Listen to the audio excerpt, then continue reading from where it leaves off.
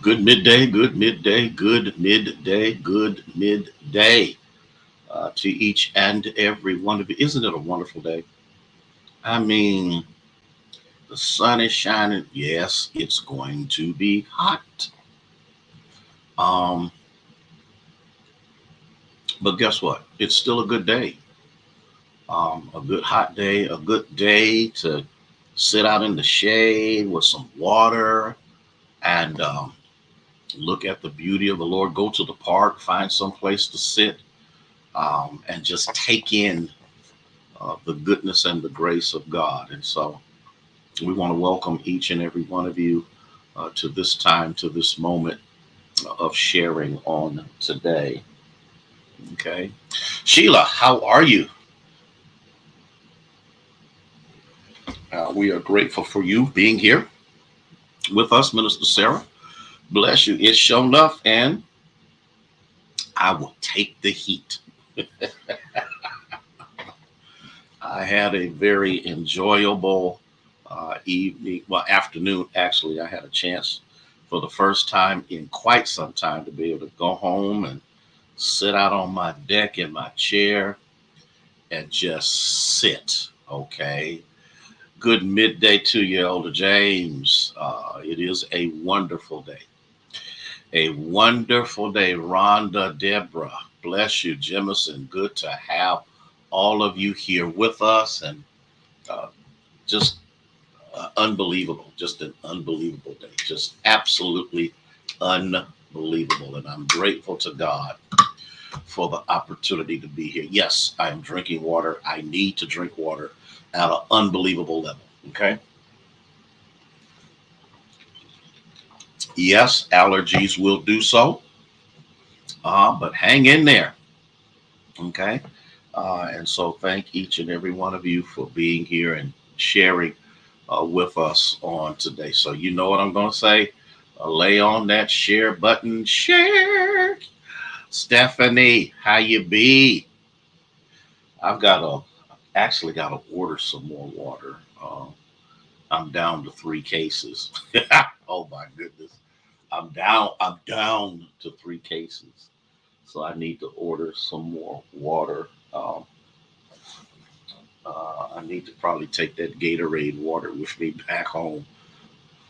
And so we are just grateful for you that are here. Sharon Lavanda, how you doing? Cora, I need all the prayer I can get right now. I don't want to think about it. I just don't want to think about it right now. So again, we're glad that you are here with us. Please hit that share button. That would be absolutely tremendous if you would do so. Thank you so much. Listen, be careful driving, Cora. We want you to make sure that you take care of yourself. Tell everybody we said hello. And so we're just glad about that. Um, I have a question for you. Yes, Cora, I have a question. I have a question. Do you believe that God is real? Is this some figment of your imagination? Is this something that was made up or conjured up in the minds of people? Do you believe that God is real? Dr. Lane, how are you, sir? Bless you for being here. Because the realness of God goes beyond. Thank you, James, for letting us know that all is well. Appreciate you, sir.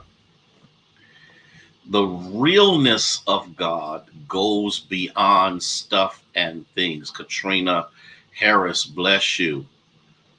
Do you believe he's real? Is he factual or a myth? Uh, is he reliable, or is he luck or chance? Vernice, how are you? Is he capable, or is he a figment of many people's imaginations? Kathy, how are you, dear? Thank you so much for being here. And the reason that I asked this question, Sister Thomas, how are you? Bless your heart for being here, is because, and I'm just going to be totally honest, and I think if we are honest, we have all had those questions of the realness of God, the reliability of God, the the dependability of God, because I hear you, you feel him in your soul. I love it, Minister Sarah. Because, well, how are you? Good midday, Jaleesa. I, along with others, I believe that I'm here with other people. Sylvia Scott, good to have you here. Who have had moments in your life where you wondered about his realness. When you have, Doe, bless your heart for being here, where you have wondered about his reliability. Valerie, bless your heart, praying that all is well. You wonder because it can appear. Hey, Christy, how are you? It can, Gaither, bless your heart. It can appear that God is relevantly active in other people's lives. All right, Nancy, don't be watching. Make sure you just listening. Denise, bless your heart. And wow, best when he's silent. I like that. And so the reason I asked this question is because Hebrews chapter 11, verse 6 says something that I think needs to be delved into. Without faith, it is impossible to please him. For they that come to God must believe that he is, and that he is a rewarder of to them who diligently seek him. Bless the Lord. Michelle, glad that you're home and doing much better. Let's dissect this for a second. Without faith, it's impossible to please him. Erica Forney, bless your heart. What have we tried to do to please God outside of faith? Mm-hmm. Have you tried to be good? Have you tried to be just? Have you tried to be holy? Have you tried to be righteous? Have you tried this? Have you tried that? Have you tried this? But what about faith? Without faith, it is impossible. Wait a minute. The writer says it's impossible to please him. Every one of us goes through a faithless moment. We actually believe that sometimes that God is pleased with our praise, but is praise always generated upon actual biblical fact and encounter between us and God? Or is it sometimes based upon an emotional outburst that takes place because African Americans are basically emotional people? Mary Green, bless your heart, dear, for being here. I want you to think about this. Gerald Jones, good to have you here. And I'm not a racist, and what I'm getting ready to say is not a racistic statement. But many white people experience God differently than black people do. Now, what did I just say? I know I just got in trouble when I said that, but I'm going to say it. White people intellectualize God. They dissect God. They they examine the validity of God. Black people experience God through their feelings, even though sometimes, and Saunders, how are you? Even though that feeling sometimes can be to our detriment. Because if my foundational premise of believing in God is based upon my feelings, then the problem comes in that when the situation changes how I feel, so too does my faith. Linda Arrington, bless your heart for being here. I hope you're getting and comprehending what I'm saying, because if my faith, okay, that there you go. Because, and wouldn't it be good if we could intellectualize God more and then shout because of the intellectual input that has happened into our lives, rather than being moved by the aesthetical situations, the music, the organ, the drums, the whatever. And wouldn't it be great if the melding of those two would come together? Can you imagine what people would do? But not, let me get back. That was a sidebar.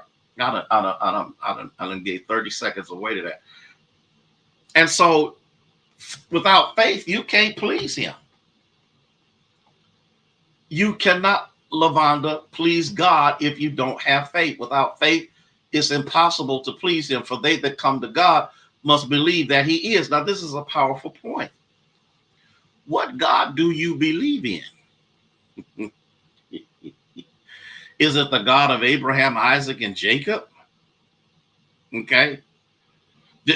Joe Wilson, how are you? And so I must believe that he is. I cannot waffle about it. I cannot vacillate about it. I must know without a shadow of a doubt that he is. Now here's where some people will struggle. Well, I ain't never seen him. I beg to differ with you. I believe that all of us see God every day, all day. Gosh. I believe that we see the manifold manifestations of God every second of our existence, because without his presence, nothing would be.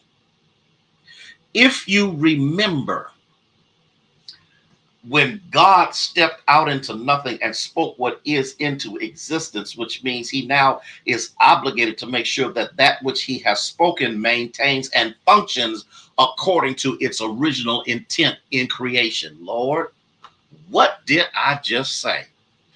I'm saying if God spoke it, if God brought it into existence, if God stooped down and created it, he is also obligated to make sure that whatever he has created continues to be what he says it is, irregardless to the generations that come and the generations that go. I must believe that he is without a shadow of a doubt.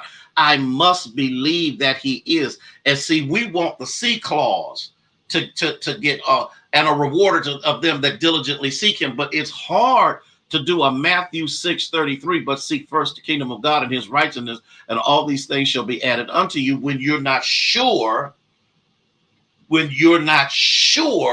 if he is. You can't put your faith in imagination. You can't put your faith in speculation. It's just like what Jesus said. If you build a house and you build it on sand, eventually that which you believe was built for your comfort and for your convenience will eventually fall apart. But when what you have built is upon a solid rock, that when storms come and winds come, and they will, even though the wind and the waves beat on the house, the foundation keeps it from being destroyed. Must believe that he is, and that he is a rewarder of them that diligently seek him. Not seek him when you need a bill paid, not seek him when a child is out of order or goes to jail, Not seek him when there's something that you want out of life and you ain't talked to him about 3 or 4 years. Not seeking him because there's a position that you want and you know if God don't intervene, it's not going to. Do I have 5 people who are catching what I'm saying? You have to learn how to be in consistent communication with God on your job, in your neighborhood, in your house. That does not stop you. That does not stop you from being entertained. It does not stop you from watching the game. It does not stop you from any of those things. But what it does is it solidifies the fact that I can trust him even when I can't see him, or as Dr. Lane said, when he's silent. That is important. I got to go. I'm going to give you part 2 of this Thursday. And the reason I've got to do that is because we have the funeral that is going to take place tomorrow for Pat Axel's son, Patrick. And so I want to be able to give my full efforts to ministering to the family. I do want to make this announcement. I was at the hospital last night when Joan Whited went home to be with the Lord. And so I'm asking for your prayers for the Poindexter and the Whited family, everyone who is attached. I'm asking for your prayers for the Union family, and I'm asking your prayers for me as well. Joan was like a sister to me. I called her sis. Hey, Ayana. And so I just need you to pray that God will keep all of us, that his peace will keep us, and that he will be glorified when it's time for us to celebrate her life. We don't know when that's going to be, but we do know that it's coming. So listen, y'all be blessed. Get your behind outside, sit under a tree, go to the park, go walking, enjoy the time of warm weather. Because guess what? To everything, there is a season. For those of you that's been complaining about how cold it's been and hot, now get out and enjoy what the Lord has provided for you. Listen, I got to go. Love y'all with the love of Jesus, who is the Christ. May God bless you. May he keep you. And drink tons of water because it's going to be close to 90 degrees today. Prayer.